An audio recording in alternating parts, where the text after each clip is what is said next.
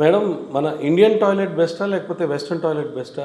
ఎందుకంటే భంగిమ ప్రకారం కూడా మనకి ఎక్స్క్రీషన్ అనేది చాలా ఒక మేజర్ రోల్ ప్లే చేస్తుంది. అసలు ఏది కరెక్ట్ అంటారు madam? So Indian toilet, western toilet, మనం నీ జాయింట్స్ హెల్తీగా ఉన్నవాళ్ళు ఖచ్చితంగా యంగ్స్టర్స్ అందరూ ఇండియన్ టాయిలెట్ వాడడమే బెటరు. లేదా నీ జాయింట్ ఇబ్బంది ఉన్నవాళ్ళు, మోకాళ్ళ నొప్పులు ఉన్నవాళ్ళు, పెద్దవాళ్ళు, కింద కూర్చొని లేవలేని వాళ్ళు, ఎక్కువ బేస్ ఉన్నవాళ్ళు, వీళ్ళందరూ కూడా మోస్ట్లీ వెస్ట్రన్నే వాడతారు. వాడడంలో తప్పులేదు, కానీ చాలా వరకు ఈ వెస్ట్రన్ టాయిలెట్లో కూర్చుంటే యాంగిల్ చేంజ్ ఉంటుంది. కానీ మన ఇండియన్ టాయిలెట్ గమనిస్తే నీ జాయింట్ హిప్ జాయింట్ కంటే కూడా పైకి ఉంటుంది. సో అది కరెక్ట్గా ఉంటుంది అనమాట. మోషన్ ఫ్రీగా వెళ్ళడానికి ఆ యాంగిల్ అయితే కరెక్టు. సో మనం ఇలా ఇబ్బంది పడే వాళ్ళని ఈ టాయిలెట్ యూజ్ చేయమని చెప్పలేము.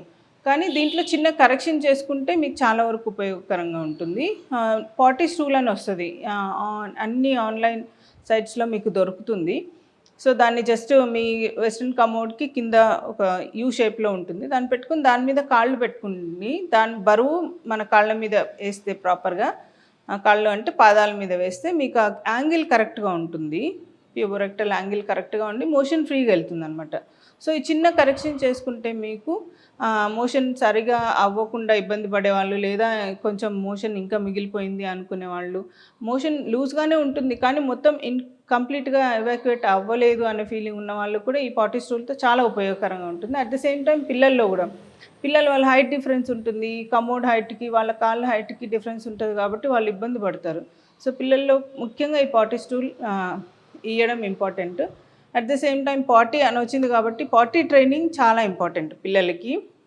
స్కూల్ వాళ్ళు పొద్దున్నే లేటుగా పడుకుంటారు, పొద్దున్నే లేటుగా లేస్తారు, స్కూల్కి వెళ్ళే టైంలో మోషన్ హోల్డ్ చేసి రెడీ అయ్యి వెళ్ళే హడావులు ఇప్పుడు ఇంతకుముందులాగా కాదు కదా. మనం బస్సెస్కి 1 గంట ముందే బస్ కోసం వెయిట్ చేయాలి, వెళ్ళాలి. సో అర్జు వచ్చినప్పుడు వాళ్ళు వెళ్ళరు, చాలా వరకు సర్ప్రైజ్ చేస్తారు, హోల్డ్ చేస్తారు, లేదా మొబైల్ వాచ్ చేస్తున్నో టీవీ వాచ్ చేస్తున్నో వాళ్ళు ఆపుతారు. సో ఈ మోషన్ వచ్చినప్పుడు వెళ్ళకపోవడం మూలాన ఇందాక చెప్పినట్లు మనం మోషన్ గట్టి పడిపోయి మోషన్ నెక్స్ట్ వచ్చినప్పుడు ఫస్ట్ వచ్చే మోషన్ చాలా హార్డ్గా వస్తుంది.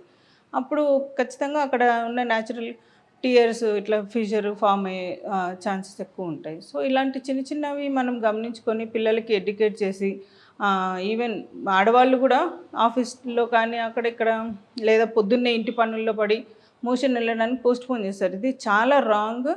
దానివల్ల చాలా సైడ్ ఎఫెక్ట్స్ ఉన్నాయి, ఇబ్బందులు తలెత్తుతాయి ఫ్యూచర్లో. కాబట్టి ఎప్పుడో అకేషనల్గా అయితే ఓకే, కానీ మాటిమాటికి మీరు మోషన్ని పోస్ట్పోన్ చేస్తున్నారు అని అంటే మాత్రం ఖచ్చితంగా దాన్ని ఆపేయండి. అది ఎంత మాత్రం మంచిది కాదు ఏ ఏజ్ గ్రూప్ వాళ్ళకు కూడా.